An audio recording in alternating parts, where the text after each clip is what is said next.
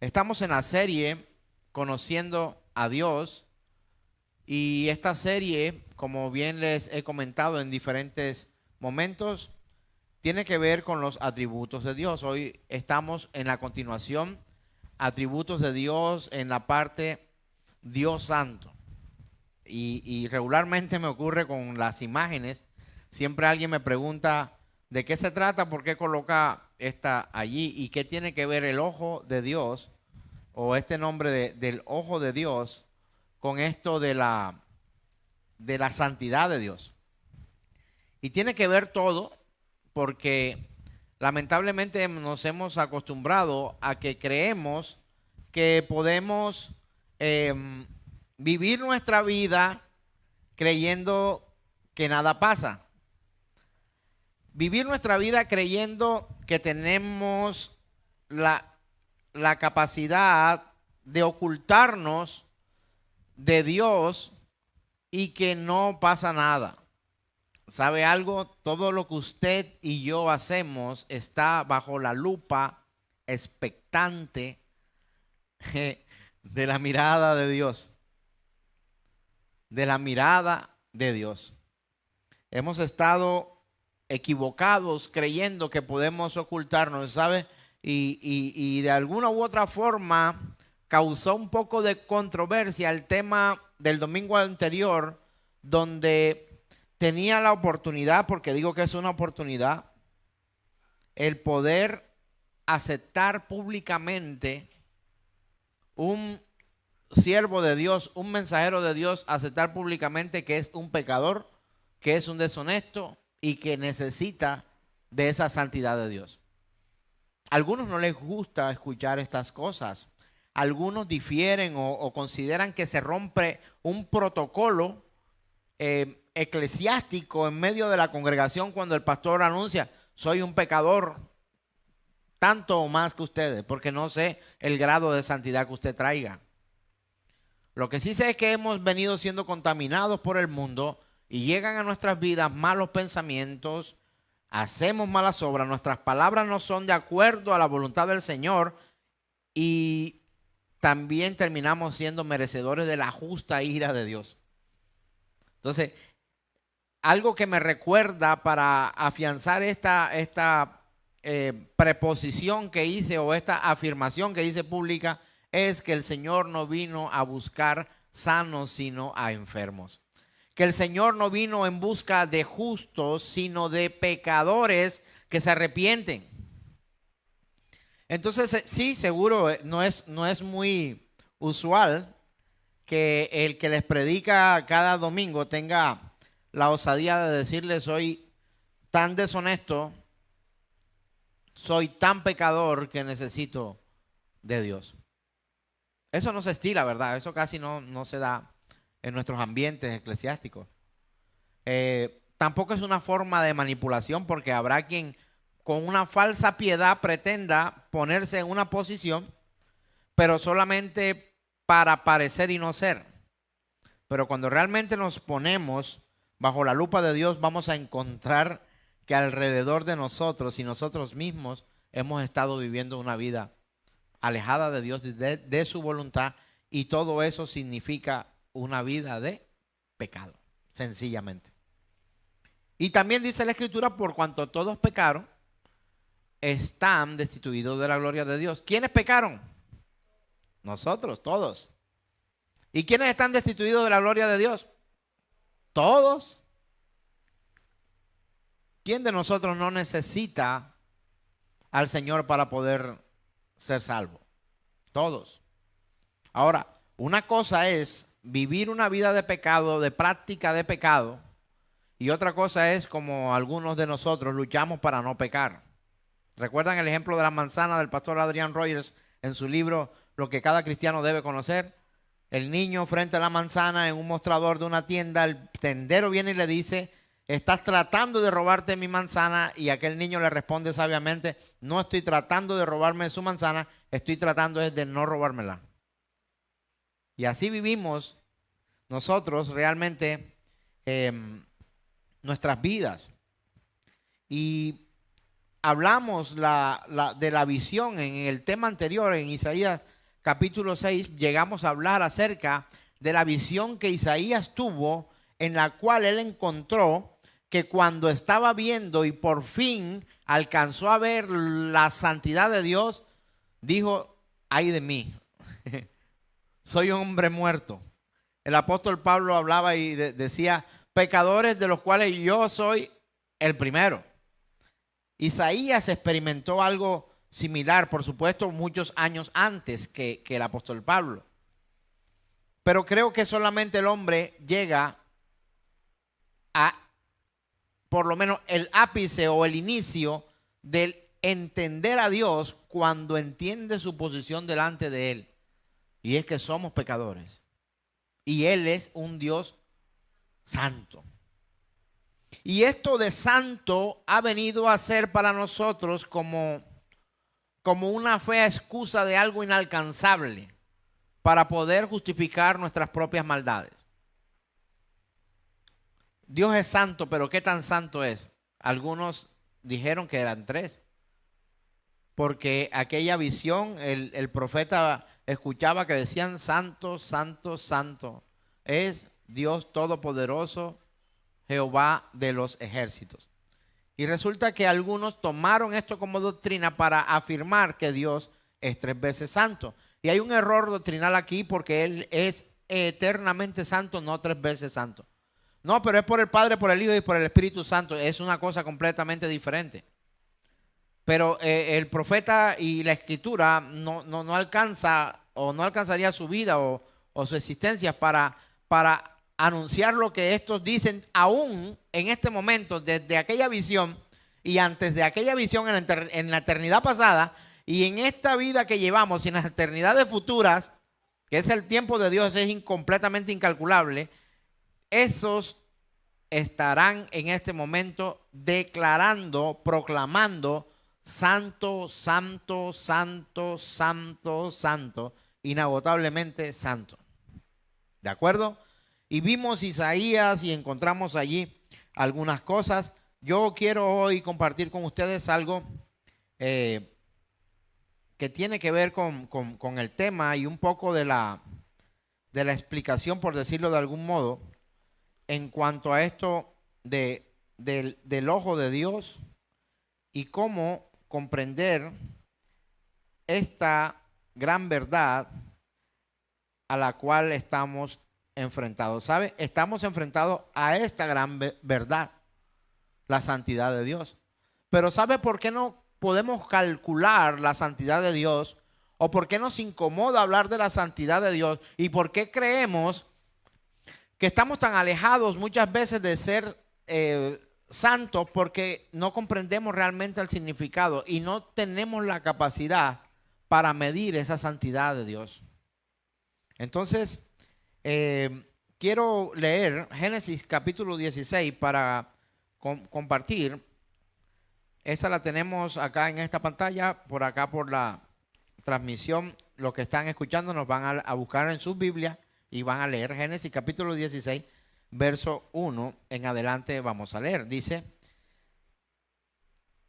Génesis 16, 1 dice: Sarai, mujer de Abraham, no le daba hijos, y ella tenía una sierva egipcia que se llamaba Agar. Dijo entonces Sarai a Abraham: ya ves que Jehová me ha hecho estéril, te ruego pues que te llegues a mi sierva, quizá tendré hijos de ella. Y atendió Abraham al ruego de Sarai. Y Sarai, mujer de Abraham, tomó a Agar, su sierva egipcia, al cabo de 10 años que había habitado Abraham en la tierra de Canaán, y la dio por mujer a Abraham su marido, y él se llegó a Agar, la cual concibió, y cuando vio que había concebido, miraba con desprecio a su señora. Verso 5 dice: entonces Sarai dijo a Abraham: mi afrenta sea sobre ti, yo te di mi sierva por mujer, y viéndose encinta me mira con desprecio. Juzgue Jehová entre tú y yo. Y respondió Abraham a Sarai: he aquí, tu sierva está en tu mano, y haz con ella lo que bien te parezca. y como Sarai la afligía, ella huyó de su presencia. Me voy a detener un momento acá. ¿De quién fue la idea de poner la esclava para Abraham? De ella misma. Ahora diga conmigo, decisiones. Cada decisión que tomamos tiene unas consecuencias. Y cuando nuestras decisiones se desprenden o se desarticulan de la santidad de Dios, de la voluntad del Señor, empiezan las consecuencias y tenemos que cargar esas consecuencias. Ahora, una cosa es que tú sufras a causa o que seas afligido a causa de Cristo y de lo que Dios permite en tu vida. ¿Sabes algo de eso? Vas a triunfar, saldrás victorioso, saldrás victoriosa. Pero ¿sabes otra cosa? Cuando es a causa de tus propias decisiones, las aflicciones las tendrás que manejar tú y clamar al mismo Dios para que te ayude a sobrellevar esa carga. De igual manera, pero ya no sería por voluntad de Dios, sino las consecuencias de nuestras propias decisiones. Por alejarnos de un Dios santo, por pretender que Él se acople a nuestros deseos. Vamos a ayudarle a Dios. Tú lo que necesitas es un hijo, entonces vamos a ponerte una mujer que no sea estéril y que tú puedas tener un hijo y que de ahí hacia adelante el proyecto de Dios se haga. No es a nuestra manera. Esa es la manera de Dios. Y mire lo que dice el verso 7 de Génesis capítulo 16 que estamos leyendo. Y la halló el ángel de Jehová junto a una fuente de agua en el desierto. Está hablando de Agar. Agar huye. Aquella esclava huye de aquel lugar. La halló el ángel junto a la fuente de agua en el desierto, junto a la fuente que está en el camino de Shur. Y le dijo, Agar, sierva de Sarai. Ni siquiera le dijo sierva de Dios ni sierva de Abraham. Le recordó quién era su ama. Le dice, oye Agar, sierva de Sarai, ¿de dónde vienes tú y a dónde vas? Mira, aquel que le preguntó, ¿de dónde vienes y a dónde vas? Tenía el conocimiento previo de quién era ella porque la llama por su nombre. Y ahí encontramos al Dios omnisciente. O sea, a Dios nada se le escapa, hermano. Él la llama por su nombre y le dice estas palabras, ¿de dónde vienes y hacia dónde vas? Y ella respondió, ¿cómo respondió? Huyo delante de Sarai, mi señora. Y le dijo el ángel de Jehová, vuélvete a tu señora y ponte sumisa bajo su mano. Le dijo también el ángel de Jehová, multiplicaré tanto tu descendencia, multiplicaré tanto tu descendencia que no podrá ser contada a causa de la multitud. Además le dijo el ángel de Jehová, he aquí que has concebido y darás a luz un hijo, y llamarás su nombre Ismael, porque Jehová ha oído tu aflicción. Pregunto, ¿estaba Sara afligida? Respuesta, categóricamente, sí. ¿Por qué estaba afligida? Porque no podía tener hijos. Y luego estaba más afligida, ¿por qué? Porque la esclava sí podía tener hijos. Y luego estaba mucho más afligida, ¿por qué? Porque le dio un hijo. Y estaba mucho más afligida luego, ¿por qué? Porque ese hijo estaba hermoso y andaba con Abraham. Y estaba mucho más afligida, ¿por qué? Porque entonces la jefa se enoja.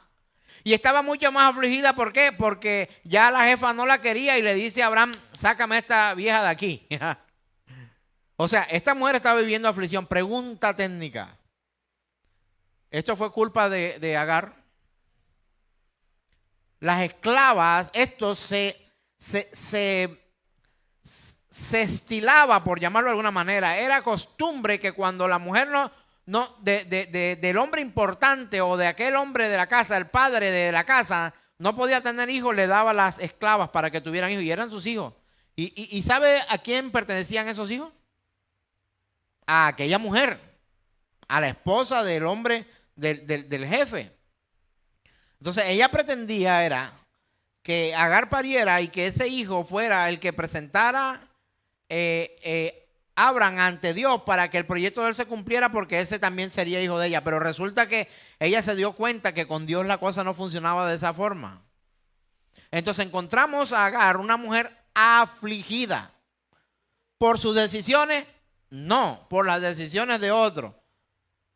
Y le demuestro, argumentando escrituralmente, que aquella aflicción de aquella mujer fue subsanada o atendida por el Dios todopoderoso, sabio, amoroso y santo, que encontró aflicción en una mujer que no tenía culpa de lo que su ama Sarai le había propuesto. Ella estaba sufriendo y ella no tenía necesidad de sufrir eso porque ella era solo una esclava. Pero mira lo que dice el ángel de Jehová, que ahí hay un tema muy importante. La persona a quien le habla no es cualquiera, ¿oyó? Es el ángel de Jehová. Y regularmente, si no estoy mal, espero no equivocarme, creo que todas las veces cuando se habla del ángel de Jehová, está hablando plena y precisamente de la persona del Señor Jesús, el Cristo. El verso 11 le dijo, además le dijo el ángel de Jehová, he aquí que has concebido y darás a luz un hijo y llamarás su nombre Ismael, porque Jehová ha oído tu aflicción y él será hombre fiero en mano, su mano será contra todos y la mano de todos será contra él y delante de todos sus hermanos habitará. Entonces llamó el nombre de Jehová con que ella hablaba. ¿Sabe cómo le llamó ella a él? Tú eres Dios que ve. Hay una versión que dice, tú eres el Dios que me ve. O sea, se lo apersona. El Dios que me ve. Y usted y yo tenemos que estar claros en esto. El Dios santo, que es omnipotente, valga la redundancia decir, tiene el poder, porque dijo omnipotente, tiene el poder de ver todo cuanto existe y sucede debajo de los cielos. Ese Dios santo tiene la medida correcta para declarar lo que es santo y lo que es profano. Ese ojo de Dios es una lupa incalculable, inerrante, verídica, fiable, confiable, veraz de lo que es santo y de lo que es profano. ¿Sabe? Porque Dios no ve lo que el hombre ve, porque el hombre ve lo externo, pero dice la Escritura que Jehová mira el corazón. Y que aunque el corazón también es engañoso y perverso, más que todas las cosas, también a través del corazón del hombre o en el corazón del hombre se deposita la buena voluntad de Dios. Y el hombre entonces, sin ser categórico, tampoco así, porque sé que hay cosas que son solo de su providencia, o sea, que provienen de él. Él tiene una decisión también que tomar en cuanto cuando la voluntad de Dios es expuesta para nosotros. Él dice, te pongo dos caminos, hay uno de vida y uno de muerte, escoge pues cuál de los dos quieres. Yo te digo que cojas el de vida para que vivas tú y que puedas alcanzar lo que yo te estoy ofreciendo. O si tú verás y coges el de muerte y te vas al despeñadero como los cerdos que le hablé el domingo anterior. Parafraseando un poco. Entonces ella le dice, el verso 13 dice, entonces llamó el nombre de Jehová que con ella hablaba. Le dijo, tú eres Dios que ve, porque dijo, ¿no he visto también aquí al que me ve? Por lo cual llamó al pozo, pozo del viviente que me ve. He aquí está entre Cades y Beret. ¿Sabe cómo se llama ese lugar hoy? Así. Así se llama. Así se llama. El pozo del viviente que me ve. Así se llama, no tiene otro nombre. Y está ubicado entre Cades y Beret. Ahora, mi querido hermano que me escucha, una de estas formas es también llamado, hemos conocido al Dios proveedor como Jehová Jireh, al Dios sanador como Jehová Rafa. ¿Y cómo conocemos al Dios que me ve? El Roy. El Roy. R-O-I. El Roy. Es el Dios que me ve. Así como tú dices el Dios omnipotente, también tienes que tener en cuenta que el Dios también te ve. Así como Dios es santo, como nosotros no alcanzamos a imaginar o a definir, mire, el hombre no tiene la capacidad para ni calcular ni expresar con veracidad y asertividad qué tan santo es Dios o cómo es su santidad. Solo tiene visiones y reflejos pocos, pobres, flacuchentos y poco confiables de la santidad de Dios. ¿Sabe por qué? Porque nosotros tenemos la fea tendencia de hablar de lo que es santo y lo que es profano, no como Dios lo ve, porque el hombre ve lo externo. Entonces usted encontrará un pastor de una congregación o un ministro, un siervo, porque ministro es siervo, servidor, que nunca se autoproclama pecador, deshonesto y merecedor de la ira de Dios. Usted no, ¿por qué? Porque usted, mire, ese hombre tiene hasta la barba de Cristo Jesús. Él se parece a Jesús. Aquí teníamos una anciana a la que amé mucho mientras estuvo con vida. Y yo tenía mi cabello largo y me decía, no te cortes el cabello, pastor, porque yo tuve una visión de Cristo y era igualito usted así, con ese cabello así como medio enrulado. Me decía, el día que te cortes el cabello me voy de aquí. Ninguno de ustedes debe venir por la santidad de quien les habla. Usted y yo venimos por la santidad del que nos llama. ¿Amén o no amén? ¿Es así o no es así? ¿Debería o no ser así? Entonces yo estoy en la posición de los mortales pecadores, merecedores de la ira de Dios. ¿Sabe por qué? Porque Él me ve. Porque el ojo de Dios está sobre todos nosotros, sobre toda la tierra, sobre las estrellas, sobre las galaxias, sobre el universo conocido y desconocido y por conocer, pero también está en nuestra habitación, también está en nuestro baño, también está en nuestro trabajo, también está en los secretos del corazón y en los recónditos de la mente. El Dios que me ve. Por eso ninguno puede justificar ante Dios, ante su presencia, una santidad o una falsa piedad para autojustificarse y no declararse impuro.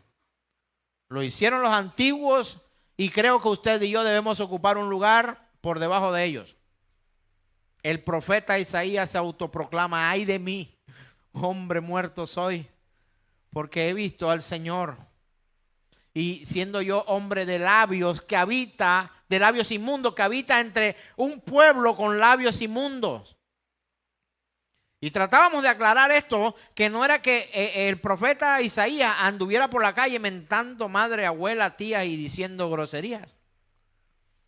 Sino que aún también, de hecho pudo haber ocurrido también, haría parte quizás de este relato, pero de lo que él estaba asombrado no era de que Dios no era vulgar al hablar. El éxtasis, por llamarlo de una u otra forma, o la admiración que aquel profeta en aquel día tenía no era por las calles de oro y el mar de cristal. La admiración a Dios en aquel momento no era por el tamaño de Dios. La admiración de aquel profeta aquel día no era por las cosas hermosas que había en el cielo, era meramente por su santidad. Y él se halló de labios inmundos ante el Dios santo. Y no solamente él, sino digo, no solo yo, sino que yo habito también con otros que están como yo, en medio de labios inmundos. Esto despierta en el profeta Isaías por primera vez en su ministerio lo que es la realidad de ver a Dios como es, santo, sublimemente santo. Y quiero ahora sí que vayamos desde donde quedamos, porque tendríamos que ponernos en contexto. Esta es una frase de A.W. Tozer, una vez más.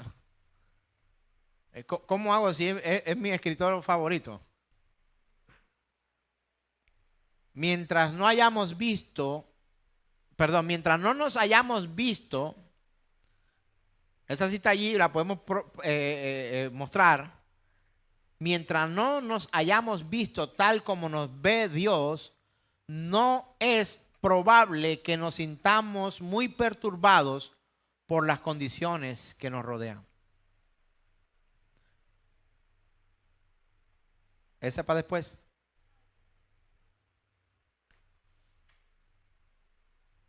Mientras tú no te veas tu condición y de hecho admitas tu impulcritud o tu pecado en tu corazón, nunca podrás contemplar la santidad de Dios. Nadie que haya contemplado la santidad de Dios se autoproclama justo o santo. ¿O no es así, mi querido hermano que me oye, amigo que me escucha? Eso es pecado. Todo el mundo lo hace, hermano. Entonces aquí lo que veamos, ¿cómo es? Donde vayamos, hagamos lo que veamos. Algo así como. No, como todo el mundo lo hace, entonces yo también lo hago. Y empezamos a conjugar yo, tú, él, nosotros, vosotros, ellos lo hacemos. Entonces como tú, yo, tú, él, nosotros, vosotros y ellos lo hacemos, entonces no pasa nada. Estamos bajo una cobertura. ¿Cómo Dios no me va a dejar entrar a mí por eso si eso no es nada del otro mundo? Escuche esto. Si yo le digo a usted, llegué hoy a las 8 en punto a esta casa de oración, pero realmente no llegué a las 8 en punto, sino llegué a las 8 y 7 minutos, ¿en qué me convierte eso a mí? Es mentiroso. No me convierte en otra cosa. Ay, pastor, pero no sea tan extremo. Entonces di las cosas bien. Llegué aproximadamente a las 8. Yo te sugiero que lo digas de esta forma. Para no entrar en... Sí, porque es que tendemos a autojustificar. No, pero es que eso no tiene mucho, eso no es mucho pecado, eso no pasa nada. O sea, ¿cómo nos vamos a poner en esas pequeñeces? Mira, esas pequeñeces son las que nos alejan de la verdad. Y algo quiero afirmar en esta mañana. Es posible que posea la verdad sin el Espíritu Santo. Pero es imposible tener al Espíritu Santo sin poseer la verdad. ¿Me hago entender? La mentira es un pecado tan sutil que le decimos a los niños, ya vengo enseguida, mijo. Llorando el pelado en la casa porque ya se va. Ah, llorando. Papi, no me demoro nada. ¿Y tú sabes que vas a durar todo el día por fuera? Estás mintiendo y estás enseñando a tus hijos a mentir. Dígame si tengo o no tengo razón, como dice aquella gran profeta. Bueno, no es profeta. ¿Tengo o no tengo razón? Pues sí. Y es mentira. Ahora, si esas cosas tan sutiles a las que no llamamos pecado empiezan a hacerse pan diario de nuestras vidas, poco a poco nuestra alma, nuestra mente, nuestro cuerpo y nuestro espíritu se va pervirtiendo, alejándonos cada día más de parecernos al Santísimo. Porque Él no solamente es llamado santo, sino santísimo. Es la expresión ísimo, última, la que denota una cosa inalcanzable, incalculable e infinita. Uno dice, no, esta persona, no, este es alto, pero el otro es altísimo. O sea, de esa forma hablamos. Alguien como que se dio cuenta, no estoy diciendo que haya errancia en la escritura, pero alguien lo dijo de mejor forma. En la escritura lo expresó de una manera mucho más magna, de una manera mucho más profunda, de una manera mucho más exagerada, y no dijo que él no es santo. Él es santísimo. Él es santísimo. Él es santísimo. No solo santo. Ese Dios que nos ve es santísimo. Entonces no nos desilusiona encontrar toda la verdad en nuestros maestros. No, porque es un hombre y cualquiera puede equivocarse. ¿Sí o no? ¿Pensamos de esa forma?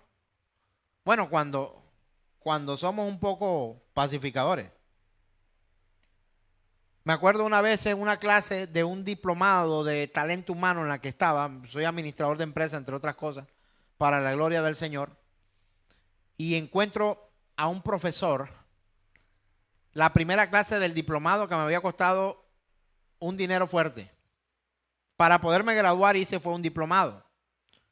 Y estuve 3 meses en ese diplomado recibiendo de especialistas información clave para yo desarrollarme como, o sea, era un diplomado, pero me daba una luz de lo que era el talento humano, el recurso humano, el manejo con personas, como jefe, cómo debía manejar todo esto.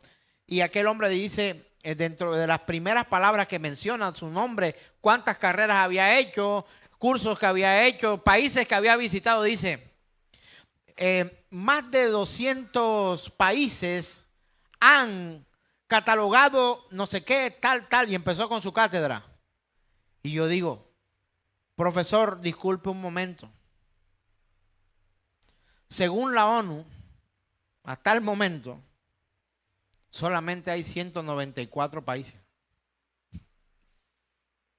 O sea, perdóneme que me meta, pero ¿de dónde saca más de 200 países? ¿Cómo empezamos? Empezamos mal. Que no son 194, que son 196. Hay unos peleando por ahí y otros que son 198. Ahora, mi problema aquí no es cuántos países hayan, y ustedes pronto pueden googlear y ahora, ¿cuántos países hay en todo el mundo? Búsquelo y va a encontrar. Pero empezamos mal. O sea, si eres un experto, no me digas, más de 200 países se reunieron. O sea, no es posible reunir más de 200 países porque no hay más de 200 países. Empecemos por ahí y creamos que yo también me equivoco con las cifras que les he dado. De pronto, si alguien lo puede googlear, que a veces yo los veo googleando ahí en medio del culto. Ah, ¿te das cuenta? 194 países sin meter a Palestina. O sea que estaban acercados a la realidad. Yo en mi cabeza tengo la cifra de la ONU, los 194. No reconocen a Palestina como nación, como Estado soberano. Hay una discusión ahí, bueno, y no vamos a entrar allí. Pero hermano, me dice que está al lado. Amigo, ¿va a dejar al profesor dar la clase o la va a dar usted? Yo dije, brother, pero, o sea, tú no me puedes venir a coartar a mí en esta clase que yo no sé cuánto te costó, si fue que te lo regalaron, pero yo pagué para que un especialista viniera a enseñarme lo que es correcto. Él no puede venir con el cuento de aquí y salir que más de 200 países, no son 200 países. Empecemos por ahí. Por lo menos quien ponen enfrente tenga algo de noción antes de decir, perdóname la expresión, una burrada como esta. Y yo, profesor, disculpe que lo interrumpa, pero no seré yo quien juzgue de ahora en adelante su clase. Yo espero que usted revise sus apuntes, sus notas. De pronto está tomando la fuente equivocada. Hubo una pelea ahí. O sea, prácticamente me dijeron, cállate, no digas esas cosas, qué vergüenza con el profesor. No, pero tratamos de justificar lo indefendible. Y encontramos, porque no nos desilusiona encontrar que nuestros maestros engañan. No nos desilusiona encontrar que hay deshonestidad en nuestros políticos. No, eso es normal. ¿Por qué es normal? ¿Por qué no normalizamos más bien la santidad de Dios y de acuerdo a las escrituras juzgamos? Porque podemos juzgar. Es que no estamos para juzgar a nadie, hermano. No. El mismo Señor Jesús dijo algo. Bueno, yo no lo juzgo, pero la palabra que les traigo, esa lo juzga. Y ahora Él estableció jueces. ¿Para qué? Para juzgar. Él estableció autoridades. ¿Para qué? Para juzgar. Si alguien es encontrado haciendo algo malo, tanto en la calle como al interior de la iglesia, tiene que haber alguien que juzgue. No que condene, ojo. Que le diga al hermano, estás mal. Querido hermano, querida hermana, lo que estás haciendo es incorrecto. Esto no agrada a Dios, te aleja de lo que es de Dios. Pero sabe, como tenemos rabo de paja, ¿qué dice el resto del dicho? No nos acercamos a la candela porque terminamos también chamuscados. Para los internacionales, chamuscados en Colombia es prendidos así como con los pelos quemados y las cejas y las pestañas y la cara negra del fuego, chamuscado. Prendidos en fuego también. Violaciones justificadas por los hombres. Ah, pero es que la forma en que ella se viste, ¿eso justifica que haya una violación a una mujer? Golpes entre parejas. No, pero es que ella se pasa, ella se merece sus puños. ¿Podemos justificar estas cosas? Infidelidad. No, es que ella no lo trata bien a él. Como ella no lo trata bien, él tiene derecho a buscar donde lo traten bien. Y de hecho en las calles nos dicen más cosas lindas que en casa. ¿Es verdad o es mentira? Ay, porque yo no escucho amén, como en otros puntos. Estamos expuestos con todo el tiempo expuestos al pecado.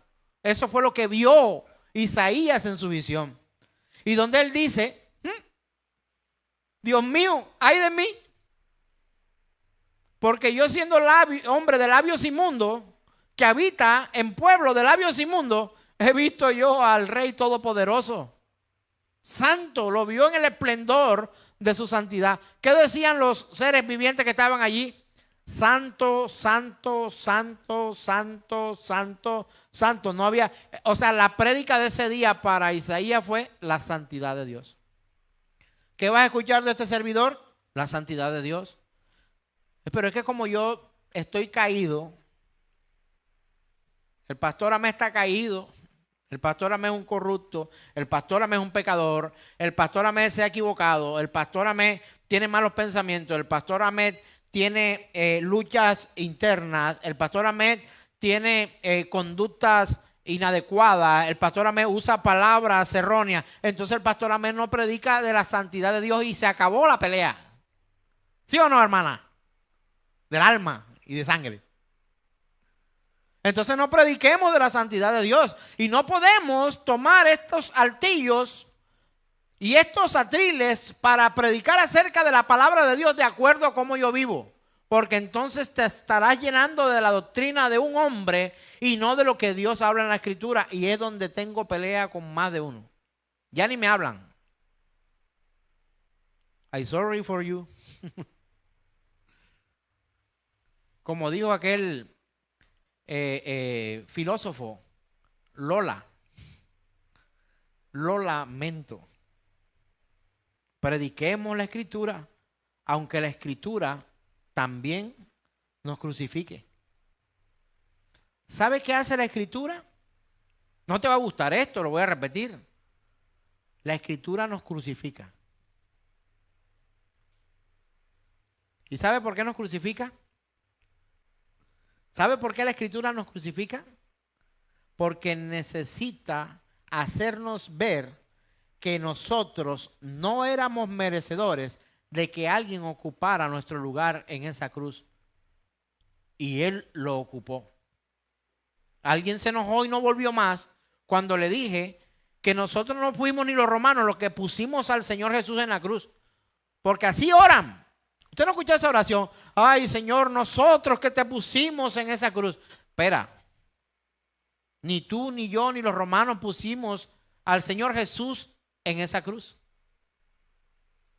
Él se puso solo. Él dio su vida por nosotros. Alguien tenía que satisfacer, y ese es el otro pedazo que nos gusta, la justa ira de Dios. O sea, Dios tenía que hacer justicia, hizo justicia sobre su propio hijo. Pastor, no digas esas cosas, estás hablando blasfemia. La Escritura lo declara. Veo caras nuevas aquí en este lugar. Y bueno, no voy a mencionar tu nombre ni nada, pero ¿es o no que nos enseñaron que fuimos nosotros los que pusimos al Señor en la cruz? ¿Te enseñaron eso alguna vez? ¿Cierto? ¿Y cómo te cae esto de que el Padre pone o permite que su Hijo esté en la cruz y desata sobre él toda su ira por la maldad de nosotros? ¿Te lo habían dicho de esta forma? No, ¿verdad? Porque predicamos desde estos altillos, desde estas tarimas, de estos púlpitos, lo que nos conviene a nosotros para manipulación. Pero no es de esa forma. Él fue a la cruz porque Él puso su vida. Dice, no hay mayor ofrenda o muestra de amor que esta, que uno ponga la vida por sus amigos. ¿Quién lo hizo? Mi Señor Jesús el Cristo. Aprovecho para ahora que digo Jesús el Cristo, algo que aprendí con Memo mientras estudiábamos. A veces es hasta inadecuado pegar las dos palabras, Jesús, Jesucristo. O sea, no le estoy diciendo pecado, ¿de acuerdo? Es para poder entender quién es quién aquí. Yo soy Ahmed, administrador de empresa. Yo soy Ahmed, pastor. No. Yo soy Ahmed y además soy un pastor. Yo soy Ahmed, o bueno, o el Señor, yo no soy nada, pero me conocen como Ahmed, el administrador de empresa. No me identifican de esa forma. Y necesito que usted hoy entienda, comprenda que Jesús, el Hijo de Dios, que es Dios con nosotros, es el Cristo. Y los que saben, por favor, piquito quieto, pero ¿por qué Jesús es el Cristo? Pues los que han estudiado en nuestro grupo, guárdese un poco de silencio por el momento. ¿Qué significa Cristo? ¿Qué aprendieron que significa Cristo? ¿Cómo qué? Crucificado, ¿verdad? ¿Algunos escucharon esa enseñanza? Por favor, las manitos. ¿Alguien es crucificado? ¿Él es el Cristo porque es crucificado? No, Él no es el Cristo porque es crucificado. El Cristo fue crucificado, pero Cristo y crucifixión no tienen relación directa. Cristo significa, los que estudian con nosotros, el ungido. Entonces tienes que comprender esta gran diferencia que hay. No es solo Jesucristo, como Ahmed Sánchez, administrador de empresa, o Ahmed Sánchez, predicador. Es Jesús, el Cristo. Jesús, Dios con nosotros, el Cristo, que es el ungido de Dios, que fue crucificado. ¿Lo vamos comprendiendo de mejor manera? Ahora, si usted no me cree o por eso usted debe estudiar la Escritura, si no quiere estudiar con nosotros, estúdiela por otro lado. Y si no cree, pues busque pues, en el Evangelio según San Google y ahí encontrará muchas referencias y muchas cosas. Eso sí, tenga cuidado de quién escribe, a quién le lee. Porque nuestra carta magna no es ninguna doctrina humana, es la Escritura que Dios inspiró a través de hombres santos y santificados, justificados, para que pudiéramos conocer la autobiografía de Dios. No es que yo abro la Biblia y eso, la Biblia habla de mí, la Biblia no habla de ti. Aunque sí habla de ti, no eres el centro de la Biblia. La Biblia es la autobiografía de Dios. Pero venga, pastor, y en la iglesia usted nada más enseña Biblia.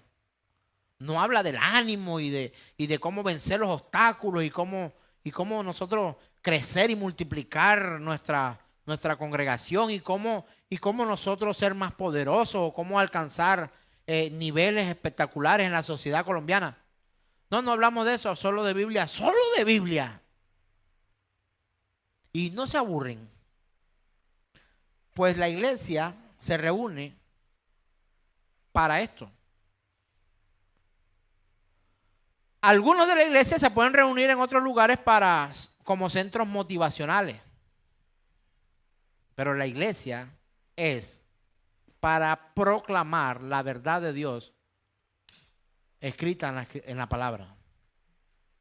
La verdad escritural. Entonces, hermanos, no nos desilusiona encontrar falsedad en lo que nos enseñan. No nos desilusiona no encontrar fidelidad en nuestros políticos o en nuestros matrimonios. No nos sorprende o no nos desilusiona encontrar personas que no son honradas alrededor de nosotros. No nos sorprende encontrar la infidelidad tanto en el matrimonio como en los amigos. Eso es normal. Prepárate porque te van a engañar. Y hemos normalizado el pecado como que. Tú no le has dicho a alguien hasta que te roben, pues te van a engañar. ¿Y tú cómo sabes eso, hermano? Eso es normal. En los negocios alguien engaña. ¿Eso no lo hemos normalizado? Los políticos, todos roban. Eso es normal, eso es normal. Las parejas, todas son infieles. Eso, hermano, o sea, no te pongas a pelear contra la corriente, pero, o sea, todas las parejas pelean. Y de vez en cuando unos puñitos no caen nada mal. Eso es normal. Hemos normalizado la maldad porque no nos hemos comparado con el Dios que nos ve. Mientras no nos hayamos visto tal como nos ve Dios, no es probable que nos sintamos muy perturbados por las condiciones que nos rodean. Diga amén o diga ay, ay, ay. Y para poder seguir existiendo hacemos unas cuantas leyes que sean necesarias para protegernos de los demás hombres.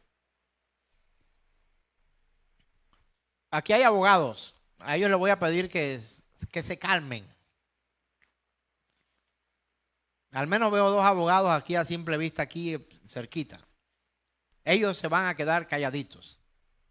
Pero le hago una pregunta a esta congregación que está aquí y los que están allá.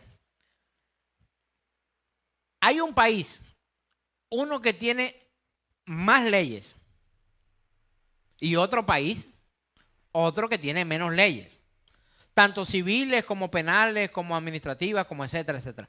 Uno tiene más leyes y otro tiene menos leyes. ¿Cuál de los dos países es el más corrupto? ¿El que tiene más leyes o el que tiene menos leyes?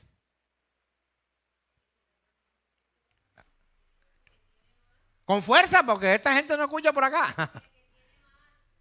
El que tiene más leyes es más corrupto porque ha identificado más traición, más engaño, más mentira, más bochorno, más inmoralidad, más maldad, más delito, más de todo, más de más y más maldad.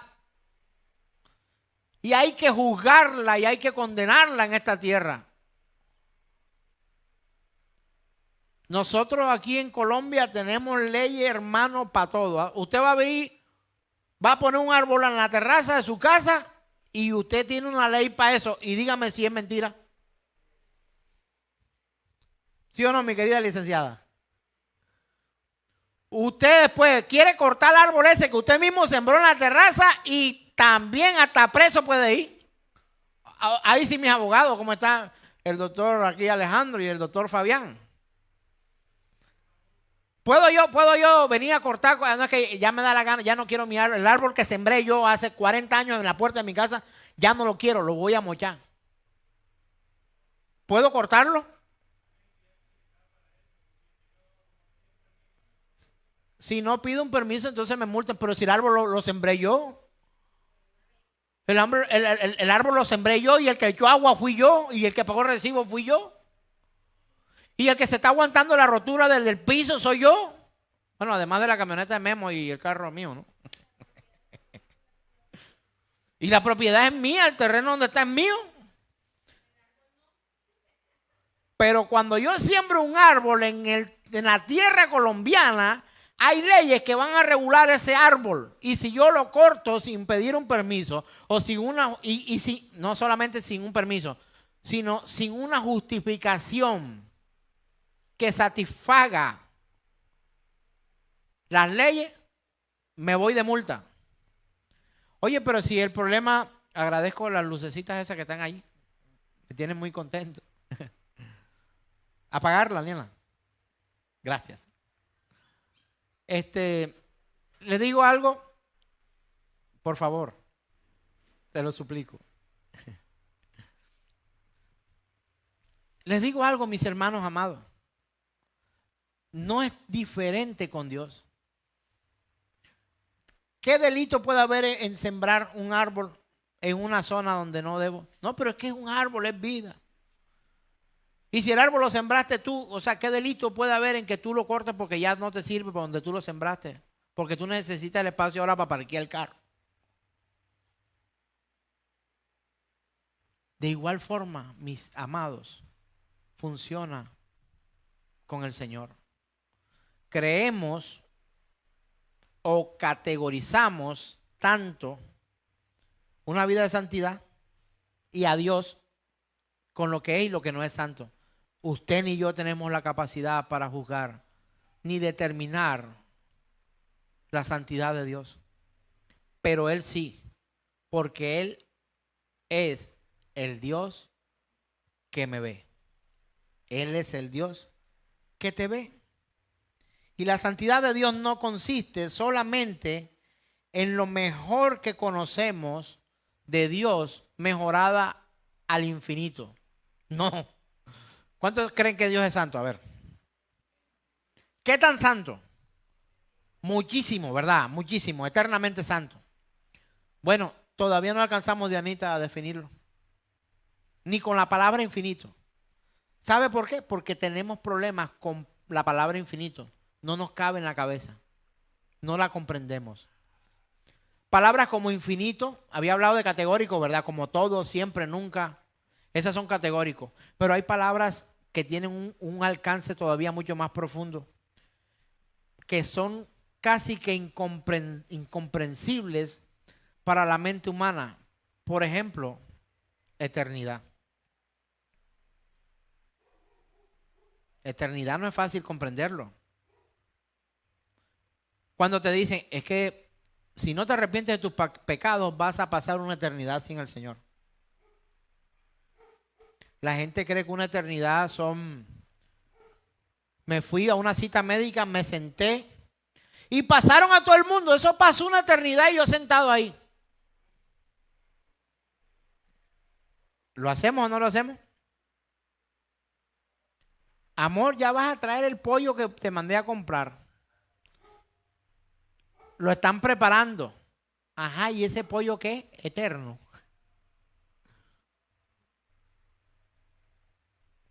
Tenemos ese concepto ligado en nuestra mente. Convivimos con esto y es inmundo para declarar o proclamar qué tan santo es Dios. Y sabe que cuando no tenemos claridad de la santidad de Dios, nos convertimos en pervertidos, pecadores e ignorantes. No solamente pecadores, o sea, no solamente cometemos los ilícitos y los pecados y los delitos, sino que también somos ignorantes, porque no tenemos claridad del poder y la capacidad y lo que significa que tenemos a un Dios santo. Oye, es el Dios que te ve. O sea, yo no te veo, yo no te vi ayer, o anoche, o esta mañana, o la semana pasada. Yo no te vi. Es más, te lo digo, no quiero ni verte. O sea, no es que no quiera verlo, saludarlo, compartir con ustedes, pecar, me refiero. Pero nos comparamos con otros. Todo el mundo lo hace. A donde vayamos, lo que veamos, como algo así. Hagamos lo que veamos. A donde fueres, haz lo que vieres. Entonces nosotros no conocemos nada semejante a la santidad divina. No conocemos nada semejante a la santidad de Dios. No lo conocemos. Ay, pastor, pero usted dijo que Isaías sí. Isaías apenas vio un pedacito de la gloria y un pedacito de la santidad, y fue suficiente para declararse no solamente hombre muerto, sino hombre pecador e inmundo delante de la santidad de Dios. Pregunto yo aquí, ahora sí ya vamos a recoger un poquito la ilustración y vamos a recoger un poco la retórica y la oratoria, y traigámoslo a nuestra vida. Vamos a aterrizarlo a nosotros. ¿Ves tú tan santo, santo, santo a Dios?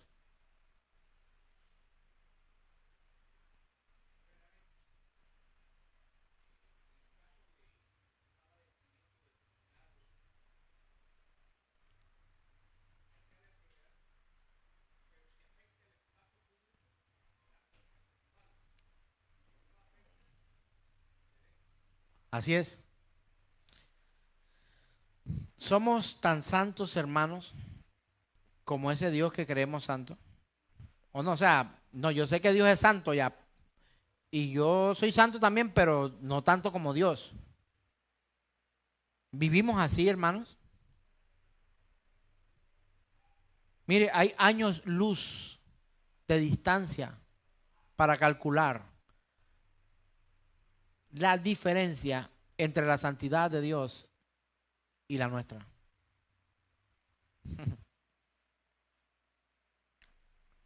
¿Cuántos santos hay en Generación de Fe esta mañana? ¿Cuántos santificados, pues?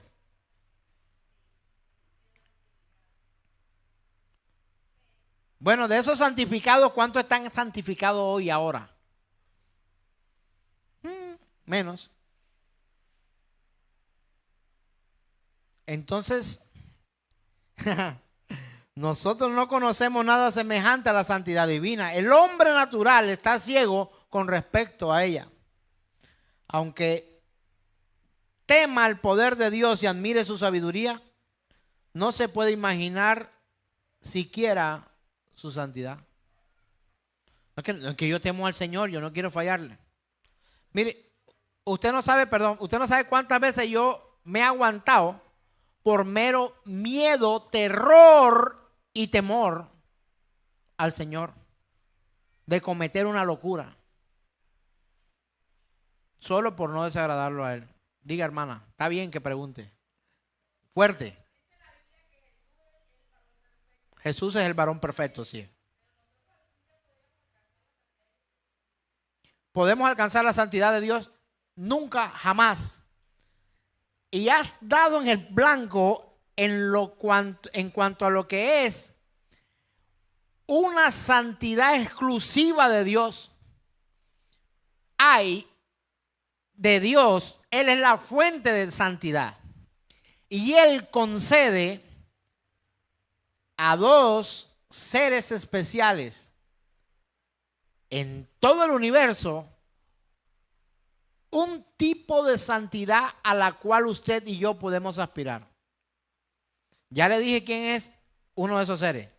Somos nosotros, la iglesia. Y número dos, los ángeles.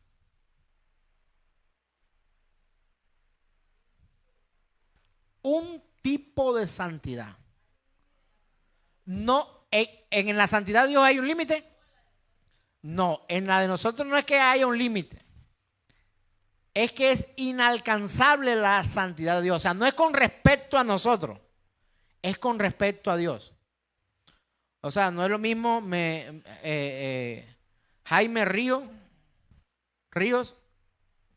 ¿cómo es? Que me río, bueno, que me río de Jaime. O una negra, o una pelota negra. Le digo algo, Él ha reservado para los ángeles y su iglesia una santidad exclusiva que no tiene otro. Y esa es la meta. Esa es la meta. Que nos hagamos semejantes al Hijo de Dios. Diga conmigo semejantes. Dice la Escritura que Él también dice, eso es el Nuevo Testamento, en el Antiguo Testamento, Génesis, cuando dice, hagamos al hombre conforme a nuestra imagen y semejanza. Pregunta técnica, ¿acaso dijo Dios hagamos al hombre idéntico a nosotros? Aunque nos parezcamos y aunque nos enrulemos el pelo y nos dejemos crecer la barba, podemos alcanzar cierta semejanza de lo que hay en nuestra cabeza quizás, en la parte física. No, pero por aquí en Santa Marta había uno que caminaba ahora por las calles vestido de Jesús con una bata blanca y una cosa roja así y lo grababan en los medios de comunicaciones. No sé si vieron eso en las redes sociales. Y el tipo llegaba a los semáforos y a la gente que estaba allí llegaba y abría una caja con comida y empezaba a repartir y se sentaba. Y lo grababan y empezaban. Eso fue una campaña publicitaria. ¿Hasta dónde hemos llegado, hermano? Ni siquiera sé si he pedido pizzas ahí, porque es una pizzería. Haciendo una campaña, mostrando a un hombre vestido como Jesús, y lo que en la caja llevaba era un pedazo de la pizzería que ellos vendían. Y luego dijeron, esta es nuestra campaña publicitaria, hemos impactado la ciudad de Santa Marta. ¿Hasta dónde hemos llegado? ¿Alguien vio a ese Jesús caminando por ahí por las calles? No, ¿sí lo vieron? Escriban por ahí también en Evangelio según San Google. Jesús Santa Marta Pizzería. Oye, es impresionante. Qué capacidad de raciocinio. Mira, mira, ahí va Jesús. ¿Qué cosa que ven a Jesús cuando un hombre de pelo largo y barba, vestido de blanco con una túnica roja aquí, que yo no sé dónde sacaron esa combinación de colores? No sé si a Jesús realmente él se vestía así, de blanco, con una cosa roja aquí, con un trapo rojo acá. Y que usara barba y tuviera el pelo largo y bueno, con sus sandalias. Bueno, pareciera, ¿no? Y la gente lo ve y dice, Jesús. Pero ¿por qué no ven a Jesús cuando un miembro de esta congregación, para empezar por nosotros, estamos caminando por la calle?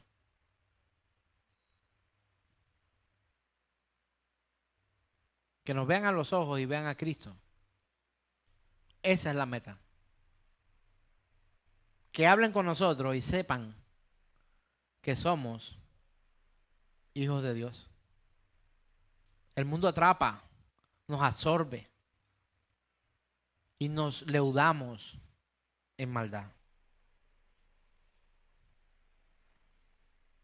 Solo el Espíritu Santo puede impartir al espíritu humano el conocimiento del Dios Santo. Yo no tengo esa capacidad, hermanos. No, que a mí me gusta cómo predica, no sé, Juan Pérez o Fabián Pérez. Me gusta cómo predica Juan Alberto, Alejandro, no sé. Guillermo Muñoz, espectacular cómo predican ellos. Pero el único que tiene la capacidad de enseñar y mostrar al hombre la santidad de Dios es el Espíritu Santo. Sin el Espíritu Santo de Dios no hay visión, no hay claridad, no hay entendimiento ni comprensión de lo que es la santidad de Dios. Con todo así, necesitamos estar expuestos a oír la palabra de Dios. La fe despierta en el ser humano al oír la palabra de Dios. Ahí despierta la fe cuando escucha. Pues la fe viene, ¿cómo dice la Escritura? Por el oír. Y el oír por la palabra de Dios, ¿verdad? Pero no responde a ningún otro sonido. Así que la fe es por el oír y el oír por la palabra de Dios. Ahora hay otra cosa, el conocimiento teológico tampoco nos lleva a nosotros a tener un grado mayor o menor de santidad. O sea, estoy hablando de técnica, conozco la doctrina de la depravación total, conozco la doctrina de la salvación, conozco la doctrina de no sé qué, me leí el catecismo de tal, me he leído tantos libros. Eso no nos hace santos. Pero el desconocimiento de las Escrituras nos limita a nosotros a no entender y comprender la santidad de Dios, porque única y exclusivamente las Escrituras nos exponen literalmente no solamente la santidad de Dios, sino el resto de sus atributos. El conocimiento teológico es el medio a través del cual el Espíritu penetra en el corazón humano, pero tiene que haber humilde penitencia en el corazón antes de que la verdad pueda producir fe. Palabras literales de A.W. Tozer en el libro En el conocimiento de Dios. ¿Quiere que se la repita? Creo que esa, no sé si es la que sigue. El conocimiento teológico. Ok. Sí, por favor. Entender esto, hermano, mire. No podemos captar el verdadero significado de la santidad divina a base de pensar en alguien o algo muy puro y después elevar el concepto al grado más alto del que somos capaces. A.W. Tozer lo dice de esta forma: el conocimiento teológico es el medio a través del cual el Espíritu penetra en el corazón humano. Y esto del conocimiento teológico no es más que las Escrituras. Obvio, otros libros que nos ayudan a ver desde otros puntos de vista o cosas que se nos han escapado. Seríamos como autosuficientes, ¿no? El hecho de pensar que solamente, no, yo leo la Biblia y eso yo la entiendo, pero claritico, eso no necesito nada ni a nadie. Por eso empezamos el miércoles anterior, algo aquí en Generación de Fe, que tiene por nombre, ¿ya se lo olvidó? Operación Felipe, basada en el acercamiento de aquel servidor de Cristo, Felipe, que encuentra en un carruaje a un hombre etíope leyendo los rollos sagrados y él se acerca y le hace la pregunta clave. ¿Entiende lo que lee? Y aquel etíope le dice: ¿cómo voy a entender si no hay quien me lo explique? Por eso estamos aquí, hermano, y por eso sí es Biblia, es palabra lo que estudiamos, es palabra lo que compartimos. ¿Sabe por qué? Porque es la única manera de conocer a Dios. Si yo te vengo a hablar aquí de mis experiencias personales y de lo bueno que lo pasé la semana pasada, y a veces pongo ejemplo con mi bicicleta y cuando fuimos de paseo y cuando me sumergí no sé qué, eso tiene que ser lo más mínimo que podamos nosotros hablar acá en este lugar. Usted no vino a conocer cómo me fue a mí en la semana de trabajo, usted no vino a eso. Usted vino a este lugar a conocer al Dios Santo. y a tener un poco de idea de quién es ese Dios santo. El Espíritu de Dios es el Espíritu de verdad. Y como le dije, es posible tener alguna verdad en la mente sin tener al Espíritu en el corazón. Pero nunca es y será posible tener al Espíritu sin tener la verdad. Y la verdad es Cristo Jesús. Y Cristo Jesús está expuesto en la palabra de Dios. Ay, Dios mío. ¿Sabe que para ir finalizando este compartir de la escritura, voy a remitirme a un escrito también ajeno de un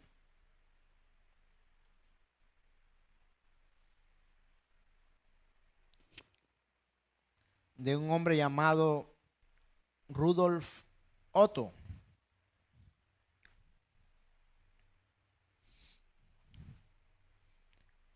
Él define que en la mente humana hay una cosa misteriosa que no podemos describir, que nos acerca a definir un poco la realidad de la santidad de Dios.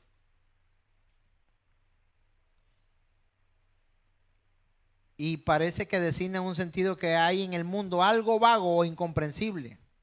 Y eso lo escribió en un libro que se llama El Misterio Tremendo o El Misterio Terrible que rodea el universo. Hermanos, la santidad de Dios no es una cosa. No es una cosa rara, mística. Hay quienes hoy se hacen famosos por manejar el misticismo en medio de un culto o de un lugar de congregación, y con eso se quieren ganar a todo el mundo.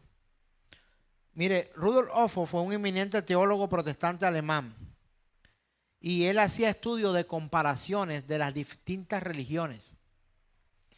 Él es del año 1869 y murió en 1937. Y este hombre escribió una obra eminente que es La idea de lo sagrado. O sea, estamos hablando del libro este que se llama El Misterio Terrible.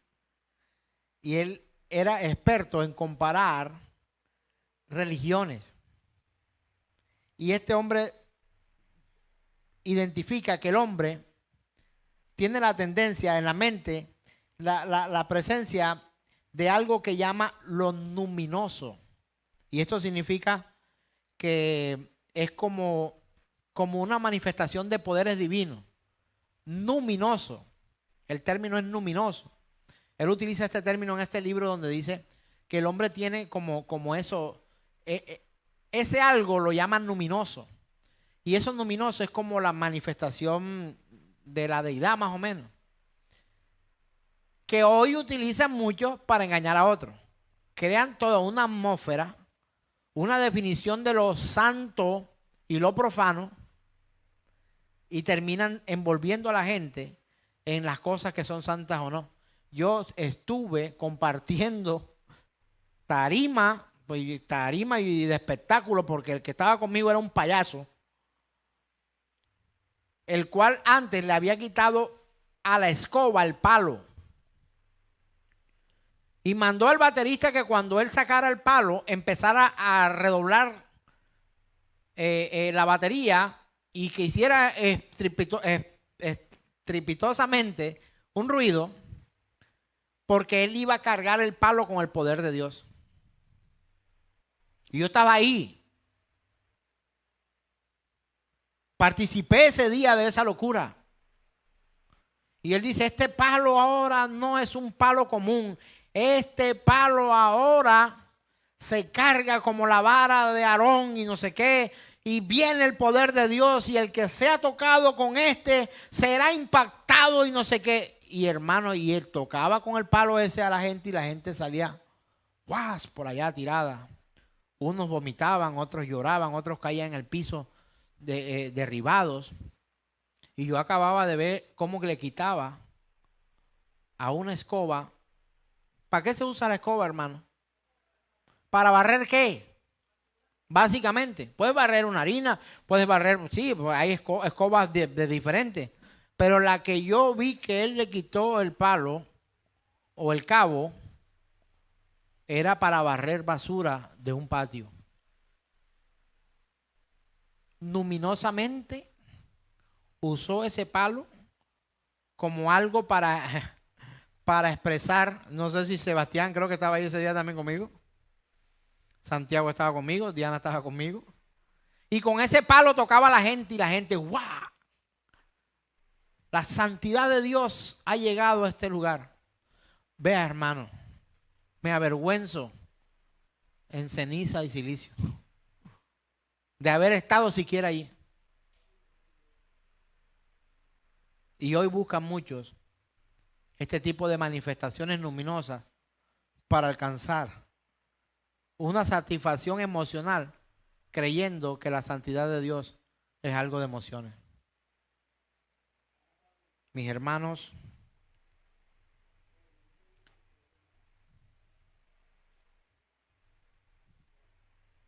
vamos a la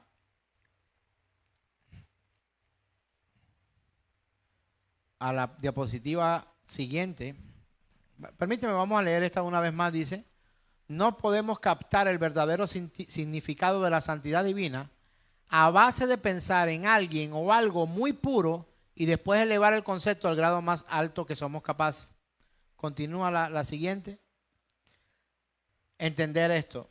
Santo es la forma en que Dios es. Haga una pausa ahí y comas ese pedacito. Santo es la forma en que Dios es. ¿Cómo es Dios? Él es santo. Para ser santo, Él no se conforma a unas normas. Él mismo es la norma. Él es absolutamente santo con una plenitud incomprensible e infinita de pureza que es incapaz de ser distinta a como es. Sigue la siguiente. Termino con esto. Dios es santo y ha hecho de la santidad la condición moral necesaria para la salud de su universo. La presencia temporal del pecado en el mundo solo sirve para acentuar esto. A.W. Tozer, el libro El conocimiento de Dios. Hermano, yo no sé si usted alcance a comprender estas palabras porque son en un lenguaje bastante elevado. No porque yo me crea que sé más que usted, no. A mí me cuesta comprender estas cosas. Pero la presencia temporal del pecado, esto me impresionó mucho al leer este libro. O sea, el pecado, Él lo permite en esta tierra para manifestar también su santidad. O sea, para que pueda hacer una comparación entre lo santo y lo profano. O sea, si solo conoces lo santo, no vas a conocer lo que es profano. Ahora, si conoces verdaderamente lo santo, tú puedes decir, eso no es de Dios. Eso es profano. Y termino con esto.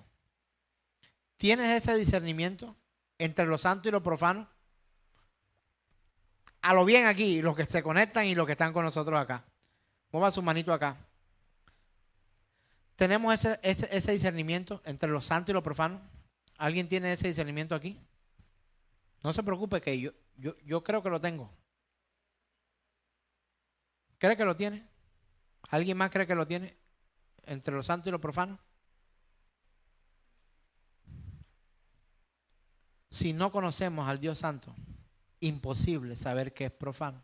Y no es para hacerte quedar mal. Ay, yo no levanto la mano porque yo sé que siempre me hace quedar mal. No. Es que tenemos preconceptos erróneos. Ahora, sé que ustedes y yo muchas veces hemos visto y hemos identificado, esto no es santo, pero lo voy a hacer. No, nada más me pasa a mí. Porque aquí el único confeso pecador soy yo, creo. ¿Cuántos confesos pecadores hay aquí en este lugar? Para no sentirme tan solo. Gloria a Dios. Bueno, no es para no sentirme tan solo, es porque necesitamos reconocer que no somos santos, que somos pecadores. Pero ¿cuántas veces nosotros, sabiendo qué es bueno y qué es malo, decidimos el mal? ¿Qué es bueno y qué es malo según Dios? Nos decidimos por el mal sencillamente para que la majestuosidad de su santidad sea manifestada. Colócate en pie, por favor. Dios es santo y ha hecho de la santidad la condición moral necesaria para la salud de su universo. ¿Sabe por qué escribió esto A.W. Tozer? Porque yo leí en la Biblia esto: el Dios que te ve. Y yo lo puedo decir personalmente: Él es el Dios que me ve. Y como Él me ve, y como yo comprenda en la forma en que Él me ve, podré tener un poco de idea de lo que significa la majestuosidad de nuestro Dios todopoderoso. Dios es santo, con una santidad absoluta que no conoce grados. La santidad de Dios no tiene grados. No, que el Señor amaneció más santo hoy que ayer. Pero ¿cómo vas a decir eso si hoy se metió el mar en Japón? Hubo un tsunami, hubo tantos muertos. ¿Cómo amaneció hoy más santo Dios si algunos de nuestros hermanos perseguidos de la iglesia fueron asesinados en países musulmanes? O el hinduismo, o la intolerancia. ¿Cómo va a ser Dios santo hoy si niños son abusados? ¿Cómo va a ser santo Dios hoy si el pecado está a la puerta y llama? ¿Cómo va a ser santo hoy, santo, santo, santo, si he visto con mis ojos el mal? El pecado de la humanidad manifiesta la pulcritud y la santidad de nuestro Dios. Hace una gran diferencia entre lo que es santo y lo que es profano. Aprenda, hermano, no porque yo le enseñe, aprenda del Señor a discernir entre lo santo y lo profano, porque Él es el Dios que todo lo ve. Adoremos.